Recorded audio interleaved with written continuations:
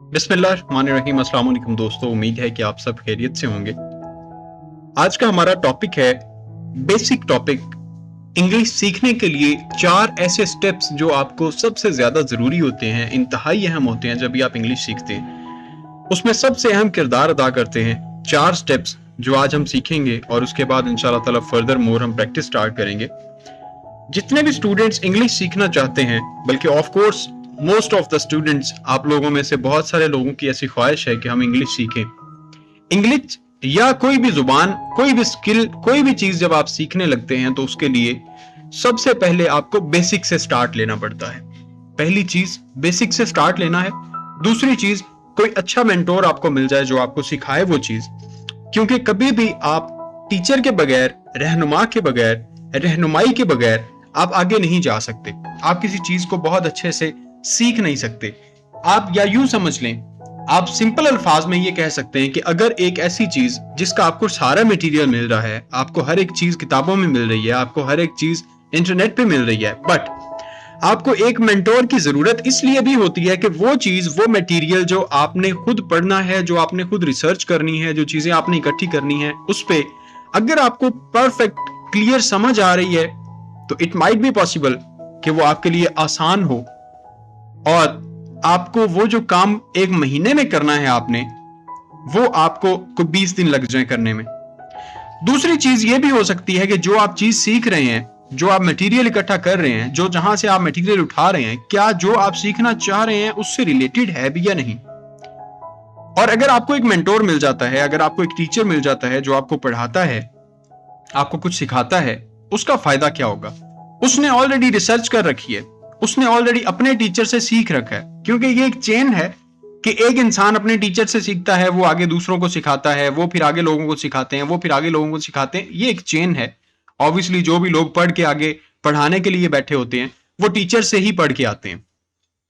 सो इसलिए एक टीचर का होना जरूरी है। और दूसरी चीज इसमें यह भी है कि जो इंसान आपको अपने एक्सपीरियंस से 5 दिन में काम करवा सकता है, वो हो सकता है कि वही काम आप अगर खुद करें, उस पर रिसर्च करें, हर एक चीज फाइंड करें, तो वो आपको महीना लग जाए, वो आपको 20 दिन लग जाए, 25 दिन लग जाए। दूसरी चीज, एक मेंटोर का फायदा यह भी होता है कि जब वो आपको सिखा रहा होता है तो वो आपको परफेक्ट चीज बता रहा होता है, बट जो चीज आप खुद फाइंड आउट कर रहे हैं उसमें हो सकता है कि आप जो चीजें देख रहे हैं वो उससे रिलेटेड ही नहीं है जो आपको सीखना चाहिए या जो आप सीखना चाह रहे हैं। सो आज हम अपनी क्लास का आगाज करते हैं, जो हमारा फर्स्ट बेसिक लेक्चर है, जिसमें हम सीखेंगे 4 steps for learning English. Slide आपको सामने स्क्रीन पे नजर आ रही है। सबसे पहला जो स्टेप है इंग्लिश सीखने का वो है लेटर्स, हरूफ। दूसरा स्टेप है वर्ड्स, तीसरा स्टेप सेंटेंस और चौथा स्टेप पैराग्राफ। अब अगर सिंपल वर्ड्स में बात की जाए तो लेटर्स ए से लेके जी तक, जो आप A B C D E F G H I J, ये एबीसी जब आप सीखते हैं ये है लेटर। एक एक लेटर से मिलते हैं वर्ड्स। जब आप एक लेटर बनाते हैं तो उससे मिलते हैं वर्ड्स। फॉर एग्जाम्पल, हम अगर बात कर रहे हैं यहां पे लेटर्स की अगर आप बात करते हैं तो जैसा कि मैं आपको पहले बता चुका हूं कि ए बी सी जो आपके लेटर्स हैं, जो आप ए से लेके जी तक सीखते हैं, वो हैं आपके लेटर्स। अब वही लेटर्स मिलते हैं तो बन जाते हैं वर्ड्स। जो नेक्स्ट स्टेप आता है वो आता है वर्ड्स का, जो आपके पास अल्फाज होते हैं। अब इससे क्या बनता है? Ali, table, apple, airport, airplane, jet, perfect, book, copy, notebook, pencil, razor, ये सारी चीजें आपकी वर्ड्स कहलाती हैं। वर्ड्स किससे बने हैं? लेटर से। अब देखिए यहां पे ए भी एक लेटर है, एल भी एक लेटर है, आई एक लेटर है, और इसने मिलकर क्या बना दिया? अली, जो कि एक लड़के का नाम है। यहां पे अगर आप देखें तो टी भी एक लेटर है, ए भी लेटर है, बी लेटर है, एल लेटर है, ई लेटर है, और ये लेटर्स 5 मिले तो इससे क्या बन गया? टेबल, जिसे आप मेज कहते हैं। सेम इसी तरह से जब भी लेटर्स मिलते हैं तो वो एक वर्ड बनाते हैं। अब आगे हमारे पास जो इसमें थर्ड स्टेप आता है वो होता है सेंटेंस। सेंटेंस मेकिंग के लिए, सेंटेंस स्ट्रक्चर के लिए आपको इसके लिए ग्रामर की भी जरूरत पड़ती है। ग्रामर सीखने के लिए आपको सेंटेंस स्ट्रक्चर के लिए ग्रामर की जरूरत पड़ती है, जिसमें आपको पार्ट्स ऑफ स्पीच का पता हो, आपको फॉर्म्स ऑफ वर्ब्स का पता हो, आपको टेंसेस का पता हो, आपको जमाने का पता हो, आपका जमाना प्रेजेंट का चल रहा है, पास्ट का है, फ्यूचर का है, आपने बात किस में करनी है, फिर उसमें हेल्पिंग वर्ब्स कौन से यूज होने हैं, वर्ब की कौन सी फॉर्म यूज होनी है। सो ये चीजें आपको सीखने के लिए ग्रामर का आना जरूरी है। तो सेंटेंस किस चीज से, अगर हम बेसिक बात करें तो सेंटेंस है जुमला। अब जुमला किस तरह से, जैसे लेटर्स मिलके वर्ड्स बनाते हैं, ABC, ये लेटर्स मिले और इन्होंने वर्ड्स बना दिए, सेम इसी तरह से वर्ड्स मिलते हैं तो आगे बन जाता है सेंटेंस, एक जुमला। अली यहां पे हमारे पास है, ये देख सकते हैं जी, अली इसमें है सब्जेक्ट, इज है हेल्पिंग वर्ब, इसके लिए हम यूज कर रहे हैं हेल्पिंग वर्ब। प्लेइंग आपका है काम, क्या खेल रहा है, क्रिकेट, ये है object. Ali is playing cricket, ये एक मुकम्मल जुमला बन गया। अब इसमें क्या मिले, यहां पे हमारे पास वर्ड्स मिले, यहां पे ये एक वर्ड है, इज एक वर्ड है, प्लेइंग एक वर्ड है, क्रिकेट एक वर्ड है। सेम इसी तरह से इसमें बात करें तो P एक लेटर है, L एक लेटर है, A एक लेटर है, Y लेटर है, I लेटर है, N लेटर है, G लेटर है। लेटर्स मिले, उन्होंने वर्ड्स बनाए, वर्ड्स मिले, यहां पे 4 वर्ड्स बने तो इन्होंने एक सेंटेंस बना दिया। अब सेंटेंस मेकिंग के लिए, सेंटेंस स्ट्रक्चर को ठीक करने के लिए आपको ग्रामर का आना जरूरी है। इसके बाद हमारा जो लास्ट पॉइंट आता है ग्रामर में, इंग्लिश लर्निंग में, वो आता है पैराग्राफ, स्पीच या पैराग्राफ। अब पैराग्राफ किसे कहते हैं, अब ये एक कॉमन सी एक चीज है कि अगर लेटर्स मिलते हैं वर्ड्स बनाते हैं, वर्ड्स मिलते हैं सेंटेंस बनाते हैं, तो ऑब्वियसली सेंटेंस मिलेंगे तो वो स्पीच या पैराग्राफ बनाएंगे।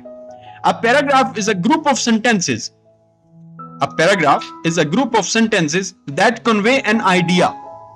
वो sentences जो एक idea convey कर रहे होते हैं, each sentence works together as a part of a unit. As a part of a unit. Sentence आप जब speech या paragraph लिखते हैं उसे एक unit बना सकते हैं, आप उसे एक unit कह सकते हैं। तो each sentence works together as a part of a unit. Her sentence जो है वो एक दूसरे के साथ काम करता है as a part of unit. किस लिए, to create an overall thought, एक मुकम्मल सोच, एक मुकम्मल, आप समझ लें कि कोई एक पैराग्राफ बनाने में, एक स्पीच बनाने में, एक ऐसा पैरा बनाने में जिसमें आप एक मुकम्मल अपनी सोच को बता सकें, लोगों के सामने रख सकें, वो होता है पैराग्राफ। बिकॉज हर जुमले का एक मतलब होता है, जैसे कि Ali is playing cricket, Ali cricket खेल रहा है। लेकिन अगर ये पूरा हाल अली क्रिकेट खेल रहा है, अली क्रिकेट कहां पे खेल रहा है, अली हार्ड बॉल खेल रहा है, अली कौन सी खेल रहा है, अली अपने दोस्तों के साथ खेल रहा है, अली स्ट्रेंजर्स के साथ खेल रहा है, अली क्रिकेट स्टेडियम में खेल रहा है, अली रोड पे क्रिकेट खेल रहा है। अब इस पूरे हाल को, जो सूरत हाल जो बनी हुई है, ये सारी चीजें जब हम इस हर एक चीज को डिफरेंट सेंटेंस बना के उसको एक कलेक्शन के शक्ल में लेके आएंगे तो उस टाइम पे हमारा एक पैराग्राफ बन जाएगा, जिसमें उस जगह का पूरी सूरत हाल जो होगी वो हमारे पास एक पैराग्राफ की शक्ल में एक आइडिया बन के हमारे सामने आ जाएगा कि अली क्रिकेट खेल रहा था, इस तरह की बॉल से खेल रहा था, यहां पे खेल रहा था, इतने दोस्तों के साथ खेल रहा था, उसके दोस्त थे, स्ट्रेंजर्स थे, उनके साथ खेल रहा था, इस टाइम पे खेल रहा था, फिर उसके बाद उसने क्या किया या उससे पहले उसने क्या किया, क्रिकेट खेलना उन्होंने क्यों शुरू की। ये चीजें जब आपके सामने आएंगी तो वो एक पैराग्राफ की शक्ल बन जाएगी। ये थे हमारे पास बेसिक इसके रूल्स।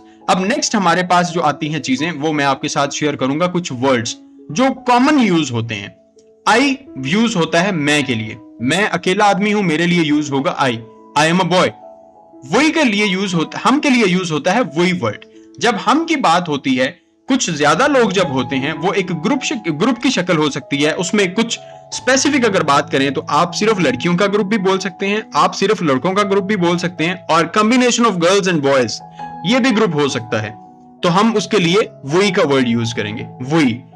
तुम या आप, जब आप किसी को टारगेट कर रहे होते हैं या जब आप किसी की बात कर रहे होते हैं, सामने जो आपके सेकंड पर्सन होता है उसे आप यू बोलते हैं, यू, तुम, जो आपके बिल्कुल सामने खड़ा है। अब आगे नेक्स्ट हमारे पास वो। जमा के लिए जब हम यूज करते हैं वो, तो हम दे के लिए यूज करते हैं, दे। जमा के लिए जब हम यूज करते हैं वो, जो दूर लोग होते हैं, जब आप थर्ड पर्सन की बात करते हैं तो तब फर्स्ट पर्सन हूं मैं, सेकंड पर्सन है यू जो मेरे सामने खड़ा है, एंड थर्ड पर्सन है दे या ही या शी, वो जिसकी बात हम कर रहे हैं, जिसके बारे में हम बात कर रहे हैं, वो थर्ड पर्सन है।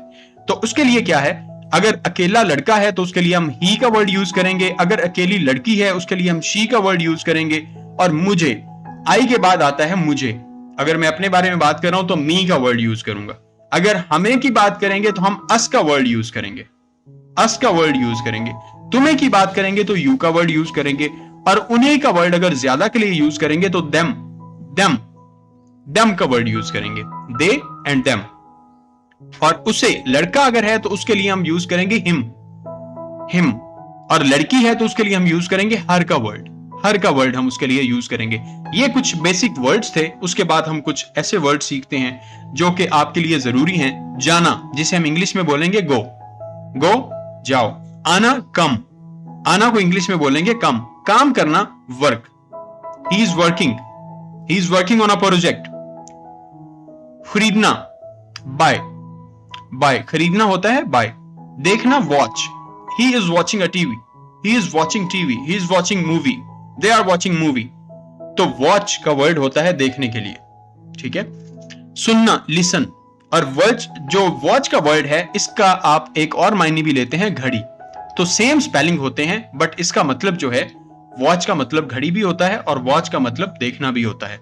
नेक्स्ट हमारे पास है सुनना, लिसन, सुनना, listen, listen to him, please listen to him. उसके बाद नेक्स्ट हमारा वर्ड है बोलना, स्पीक, प्लीज स्पीक लाउडली, थोड़ा ऊंचा बोलें, प्लीज बराए मेहरबानी ऊंचा बोलें, प्लीज स्पीक लाउडली, बराए मेहरबानी ऊंचा बोलें। रीड, पढ़ना, he is reading a book, he is reading a book. लिखना, he is writing a paragraph, he is writing a paragraph. लिखना, राइट। खाना, ईट, खाना, ईट। बताना, टेल, बताना, टेल। पूछना, ask, ask, ask word use होगा पूछने के लिए। ये कुछ कॉमन वर्ड्स थे। अब हम आते हैं सेंटेंसेस पे। इसी को हम सेंटेंसेस जब बनाते हैं तो यहां पे आप देख सकते हैं, जो मैं आपको पहले बता चुका हूं कि जब हम बात करते हैं लेटर्स की तो लेटर्स मिलते हैं और वर्ड्स बनाते हैं। एम और वाई मिले, उसने माई, माई मेरा। नेम, NAME, ये 4 लेटर्स हैं, एक वर्ड बना नेम, मेरा नाम। इज है अली, ALI, 3 लेटर्स, 3 लेटर्स का कॉम्बिनेशन क्या बना, अली, एक नाम बन गया। माई नेम इज अली, ये क्या बना, एक सेंटेंस बन गया। ये वर्ड है, ये वर्ड है, ये वर्ड है, ये वर्ड है, और 4 वर्ड्स बने तो एक सेंटेंस बन गया। मेरा नाम अली है, मेरा नाम अली है। इंतहा से ज्यादा आसान है हर एक चीज को सीखना, सिर्फ आपके दिल में लगन होनी चाहिए। वी आर प्लेइंग, हम खेल रहे हैं, वी आर प्लेइंग। वही एक वर्ड है, W and E, ये 2 लेटर्स हैं एंड इन्होंने कंबाइन होके क्या बनाया, वी। ARE, ये 3 लेटर्स हैं, इनके कॉम्बिनेशन से क्या बना, आर। प्लेइंग, PLAYING, ये लेटर्स हैं और इन्होंने मिलके बनाया एक word, playing. We are playing, हम खेल रहे हैं, ये एक बन गया sentence. She is reading a book, वो किताब पढ़ रही है, she is reading a book, वो किताब पढ़ रही है। They are watching TV, they are watching TV, वो टेलीविजन देख रहे हैं, वो टेलीविजन देख रहे हैं। दे आर वॉचिंग टीवी, दे एक वर्ड है, आर एक वर्ड है, वॉचिंग एक वर्ड है, टीवी एक वर्ड है। दे आर वॉचिंग टीवी, वो टेलीविजन देख रहे हैं। We are going to Lahore, we are going to Lahore, we एक वर्ड है, are going to Lahore. 5 words के कॉम्बिनेशन से क्या बना, एक sentence, we are going to Lahore, हम लाहौर जा रहे हैं। सो नेक्स्ट हम जाते हैं पैराग्राफ पे, कि पैराग्राफ जब हम बनाते हैं तो उसमें डिफरेंट चीजें यूज होती हैं। उसमें आपकी पंक्चुएशंस भी यूज होती हैं, उसमें आप नाउन्स यूज कर रहे होते हैं, उसमें आप प्रॉपर अपने जो सेंटेंस होते हैं, सेंटेंस स्ट्रक्चर आपका प्रॉपर होना चाहिए। फिर उसके बाद आप पैराग्राफ बनाते हैं जिसमें आप बात फ्यूचर की भी कर सकते हैं, जिसमें आप बात प्रेजेंट की भी कर सकते हैं, जिसमें आप बात पास्ट की भी कर सकते हैं, और कोई भी एक ऐसा कॉम्बिनेशन ऑफ सेंटेंसेस जो एक पूरी थॉट या आइडिया आपके सामने रखते, that is called paragraph. No matter how many friends and modern technology are available around us, books are still our best friends and play an important role in our lives. No matter how many friends and modern technology are available around us. यहां पे हमारा एक जुमला, यहां पे comma आ गया।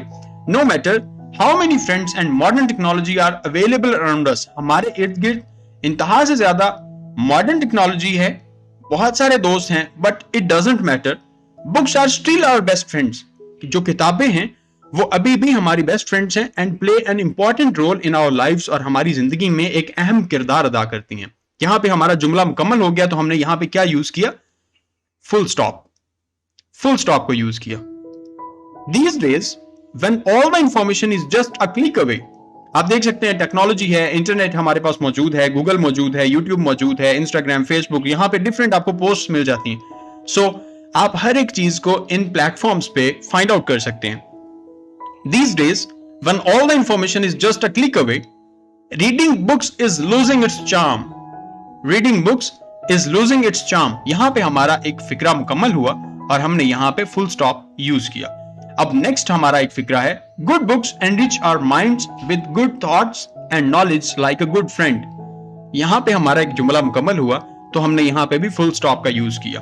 The great man of the past have given us their precious advice through books. यहां पे भी हमने एक फुल स्टॉप यूज किया। Honouring books means respecting our past culture and heritage.